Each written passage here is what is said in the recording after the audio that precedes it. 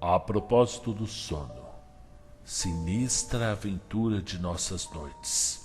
Podemos dizer que os homens vão dormir revestidos de uma audácia que seria incompreensível se não soubéssemos que ela é o resultado da ignorância do perigo.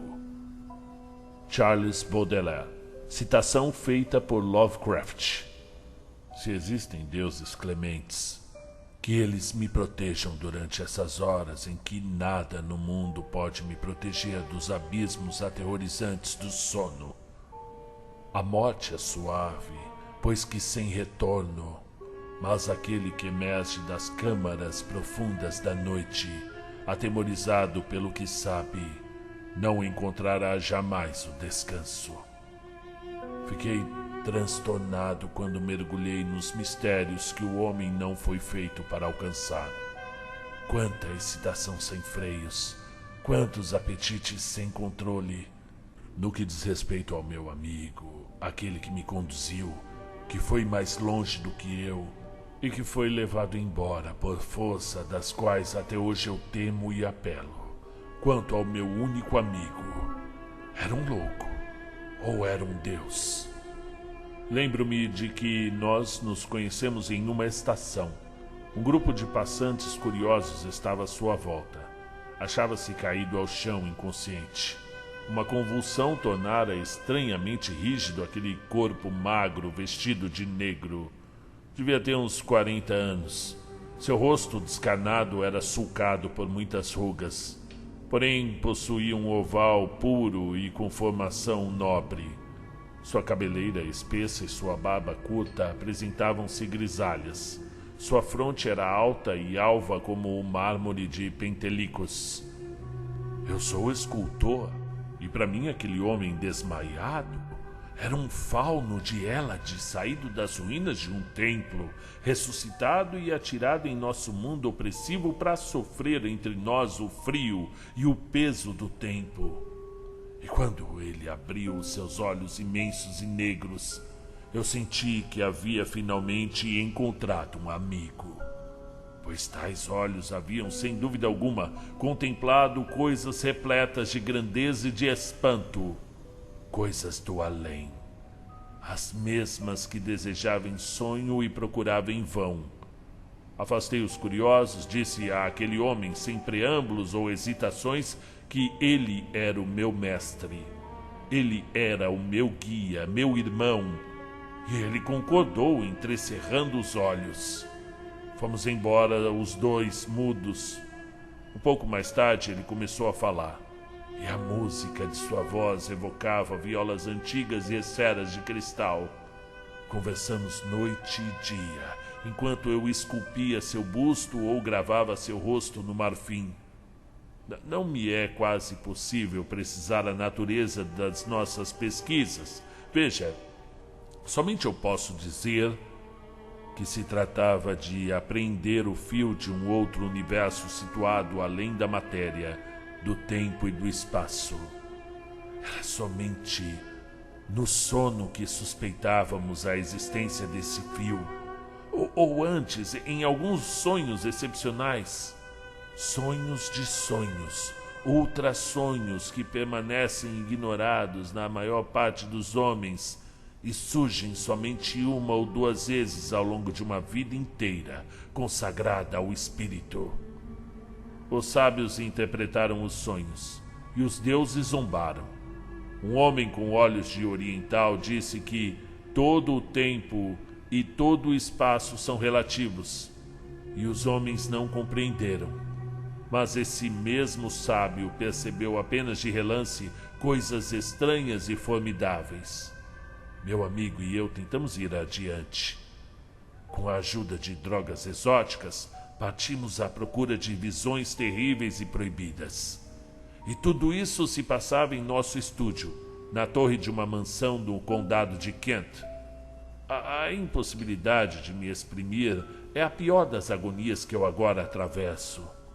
Nenhuma língua possui os símbolos necessários para relatar o que eu senti e o que eu aprendi durante aquelas horas de ímpia exploração.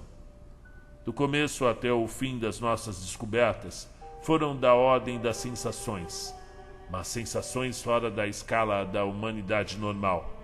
No fundo de tudo isso havia elementos incríveis de tempo e de espaço, coisas sem existência separada ou definida. Como me exprimir? Mergulho lento, queda prolongada de um voo planado. Uma certa parte do nosso espírito rompia com tudo que é real e presente. Seguia para abismos tenebrosos, boiava em uma substância desconcertante, decifrando algumas vezes certos obstáculos. Espécies de nuvens amorfas, vapores viscosos. Nesses voos obscuros e incorpóreos, algumas vezes nos separávamos, outras vezes nos juntávamos. Porém, mesmo estando juntos, meu amigo sempre estava muito adiante de mim.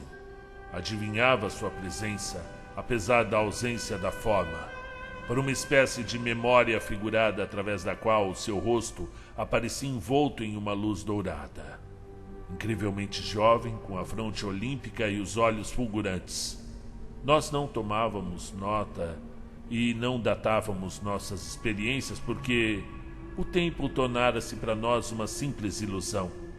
Provavelmente fenômenos estranhos aconteceram sim, pois eu lembro que chegamos a nos perguntar por que não envelhecíamos mais.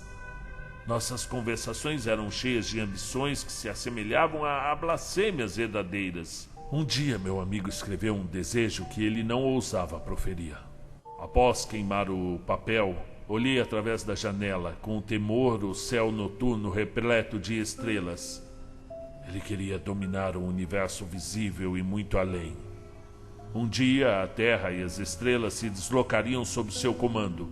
Um dia ele controlaria o destino de todas as coisas vivas.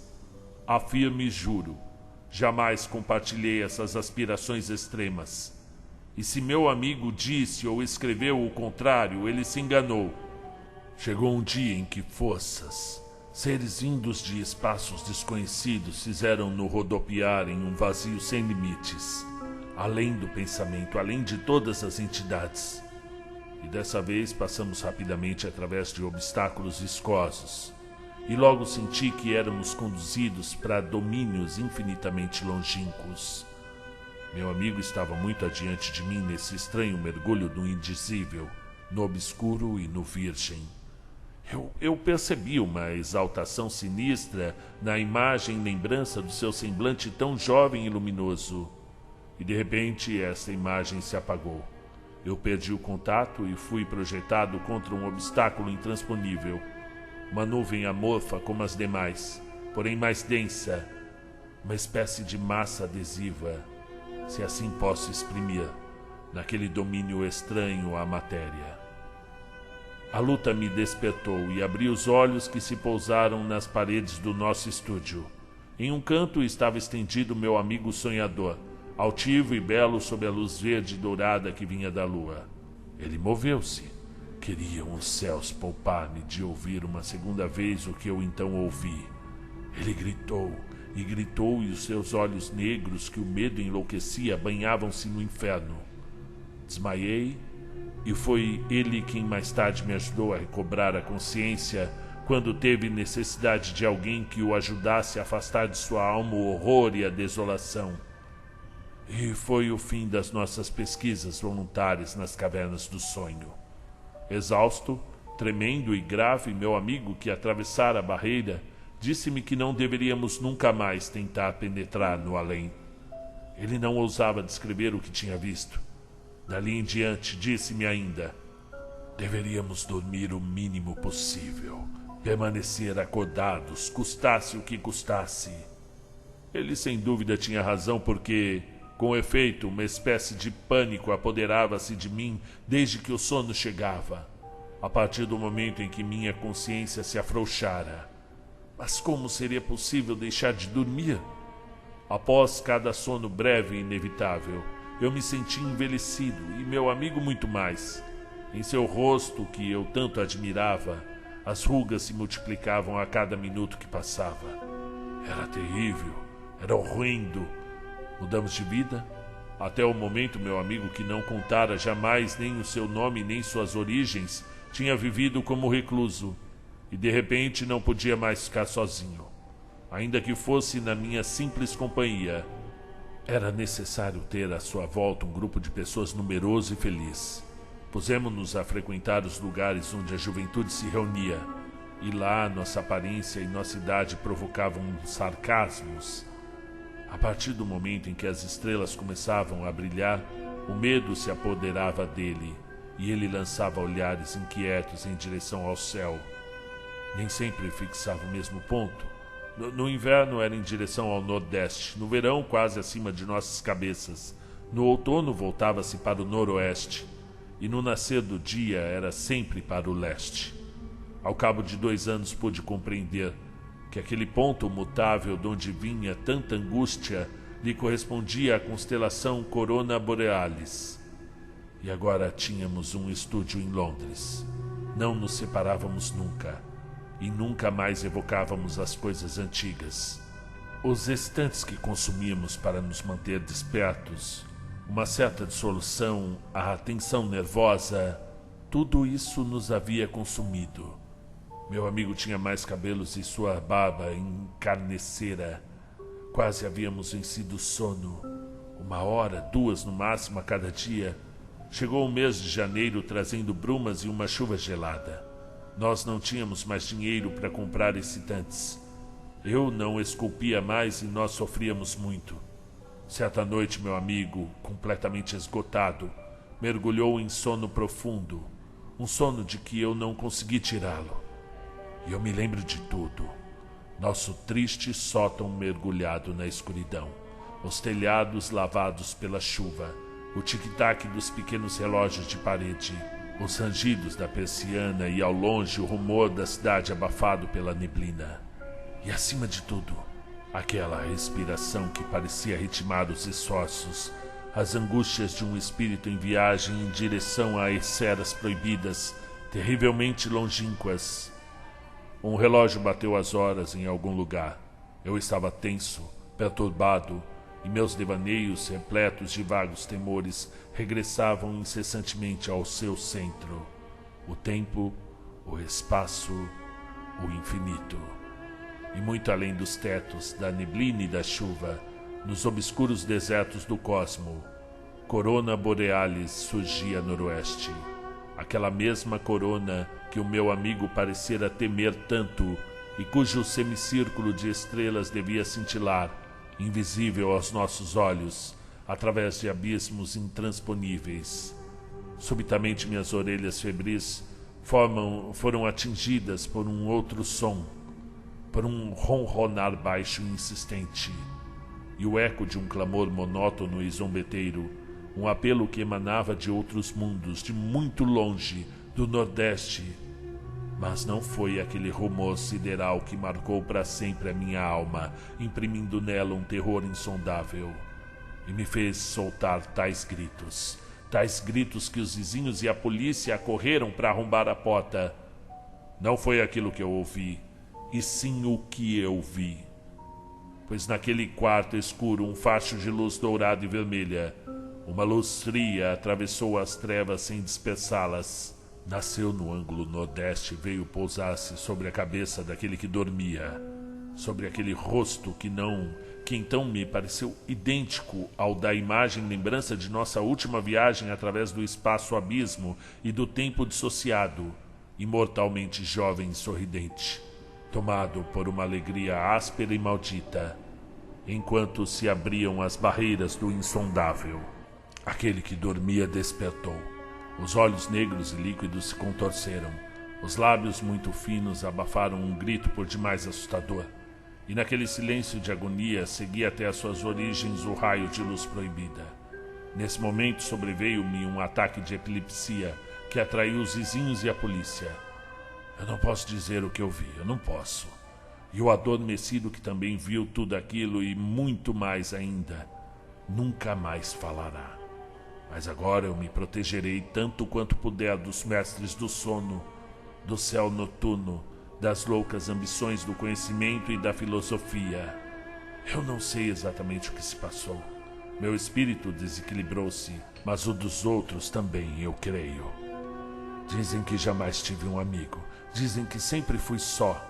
Que era só eu, inteira e tragicamente ocupado com a arte, com a metafísica e a demência. Não tiveram uma palavra de piedade para com meu amigo, paralisado para sempre, imobilizado para sempre em seu canto. Mas o que eles encontraram no divã deixou-os maravilhados. Pelo menos ao que parece. Puseram-se a entoar louvores em meu favor. Deram-me uma glória que não compreendo. Uma reputação que pouco me importa no fundo do meu desespero, enquanto permaneço sentado horas e horas, dias e dias, calvo de barba grisalha, encolhido, paralisado, alquebrado e adorando o objeto que encontraram. Eles também olham estáticos, esta coisa fria que o facho de luz zumbidora me deixou, e é tudo o que resta do meu amigo. Trata-se de uma cabeça de mármore maravilhosa, olímpica de uma juventude e de uma perfeição fora do tempo, e coroada de papoulas. Dizem que este rosto é o mesmo que eu tinha aos 25 anos, mas no pedestal um único nome acha-se gravado em letras de traços áticos: Hypnos.